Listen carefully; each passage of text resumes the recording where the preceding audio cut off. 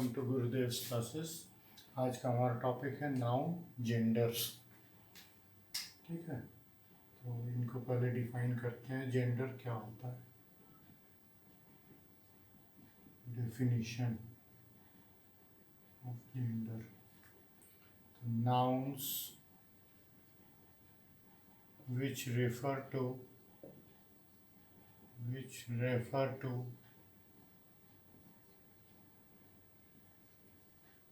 the biological identity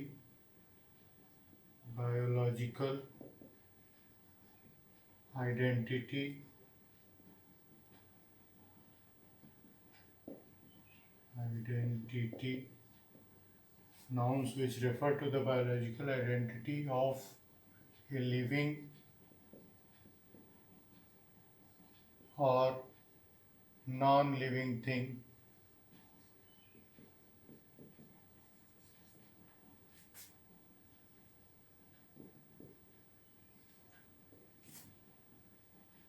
are called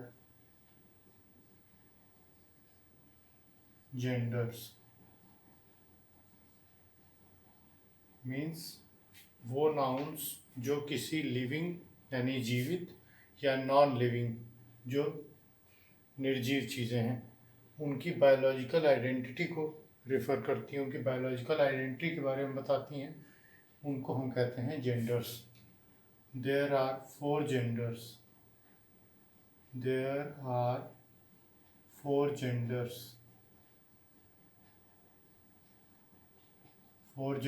कौन कौन से हैं according to English language. First one is masculine gender. Masculine gender क्या होता है? Nouns which refer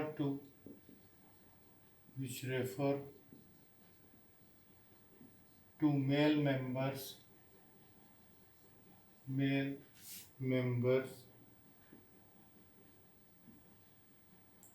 of a living thing।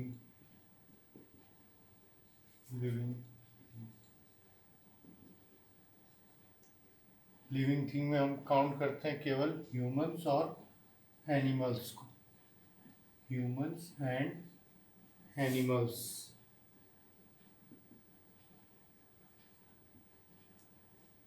Science के हिसाब से trees and plants and insects ये सब लिविंग बींग्स हैं इंडीड, लेकिन इंग्लिश में हम जब ग्रामर में बात करते हैं तो हम केवल ह्यूमंस और एनिमल्स को लिविंग बींग्स के तौर पे कंसिडर करते हैं।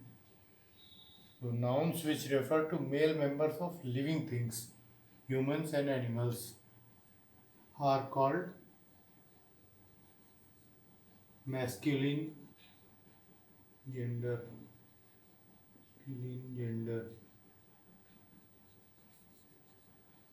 तो मैस्कुलिन जेंडर में कौन कौन आ जाएंगे? फादर, ब्रदर,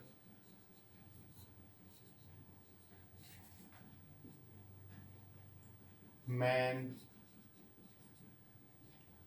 ऑक्स, एनिमल्स में आ जाएंगे ऑक्स, डॉग एटसेट्रा। बर्ड्स में भी ले लेते हैं कॉक, COCK, कॉक एटसेट्रा। ठीक, तो ये हो गए मैस्कुलिन जेंडर्स। नेक्स्ट है हमारे सेकेंड नंबर पे feminine gender.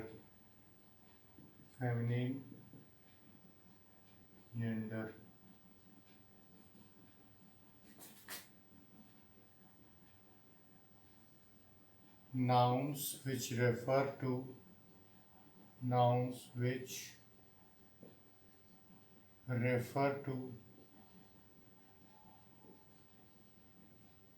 female members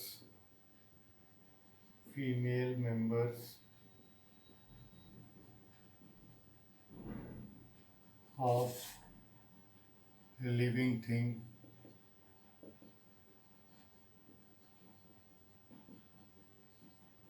are called feminine gender.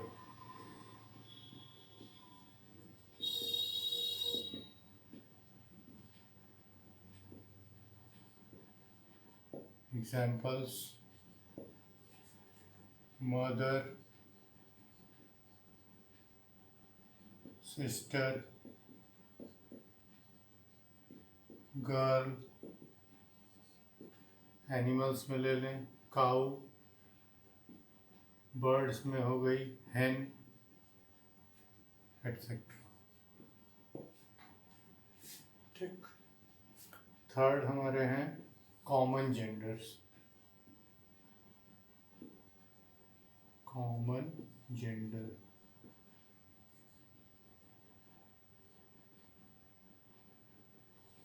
Common gender क्या होता है? Nouns which refer to both genders,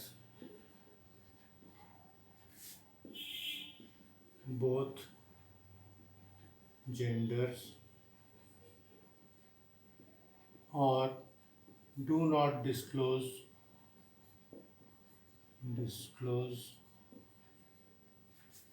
whether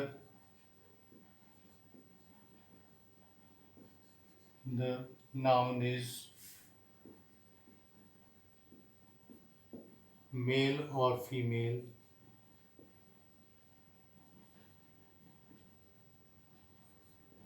are called common gender.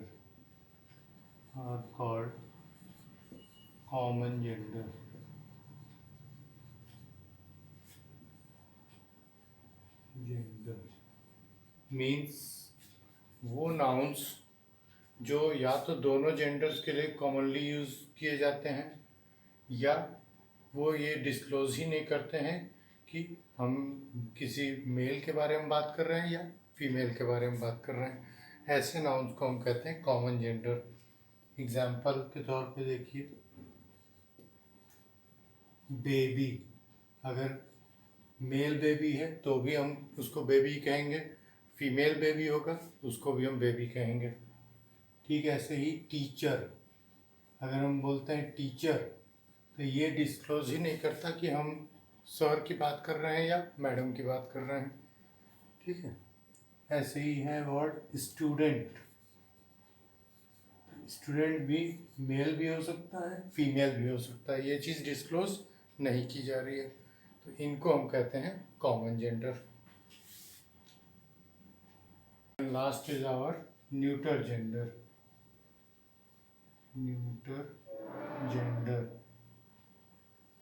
Neuter gender क्या होते हैं? nouns which refer to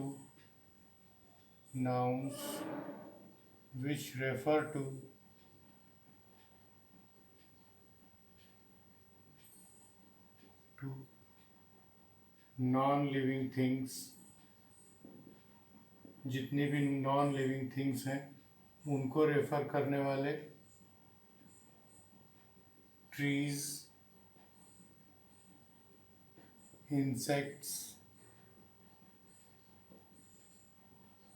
इन सबको भी रिप्रेजेंट करने वाले जो भी वर्ड्स हैं इनको हम कहते हैं neuter gender. Are called neuter gender.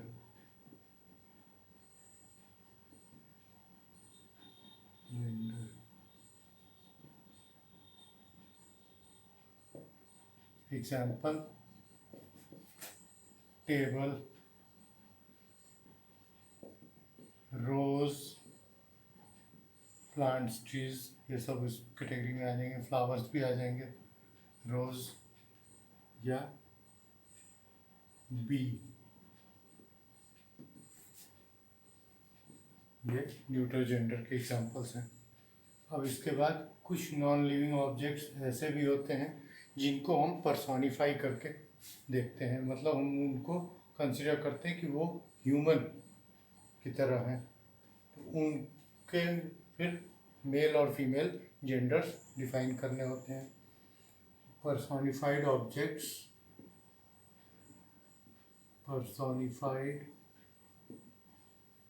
Objects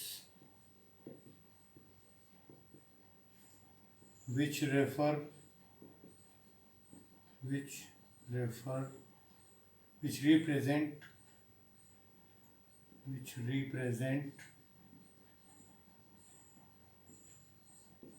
strength,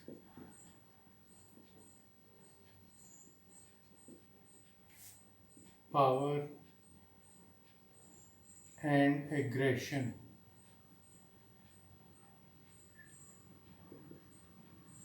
are considered as male. Considered as male.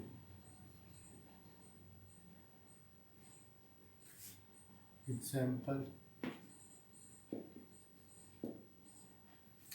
ऐसे पर्सोनिफाइड ऑब्जेक्ट्स जिनसे हमें स्ट्रेंथ की फील आए, जो स्ट्रेंथ को रिप्रेजेंट करते हैं, पावर को रिप्रेजेंट करते हैं, एग्रेशन को रिप्रेजेंट करते हैं, ऐसे पर्सोनिफाइड ऑब्जेक्ट्स को हम मेल के कैटेगरी में रखते हैं. एग्जाम्पल, सन, सूर्य, डेथ, मृत्यु,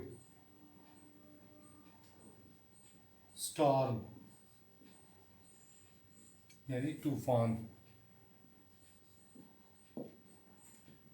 ठीक है. लास्ट हमारा पॉइंट है personified objects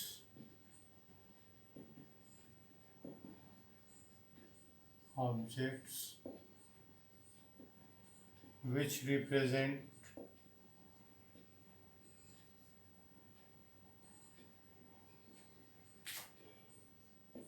beauty,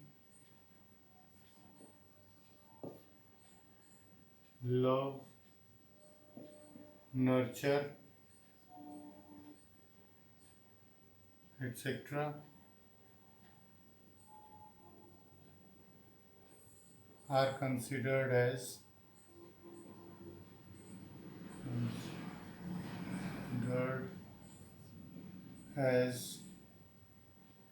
feminine gender.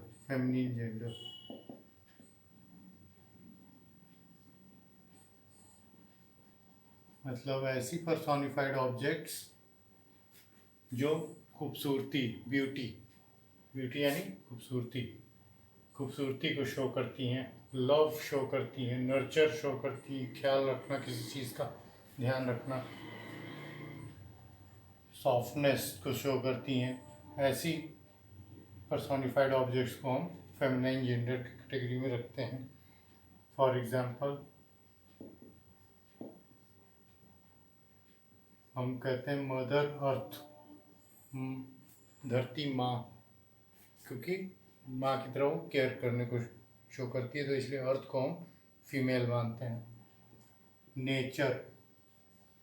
Nature beauty और नर्चरिंग दोनों को रिप्रेजेंट करती है, इसलिए नेचर को भी हम फीमेल मानते हैं.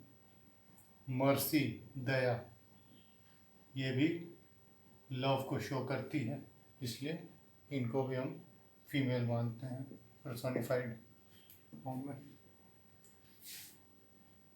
अब नेक्स्ट वीडियो में हम बात करेंगे कि जेंडर को मेल से फीमेल में कैसे कन्वर्ट किया जाता है. Thank you.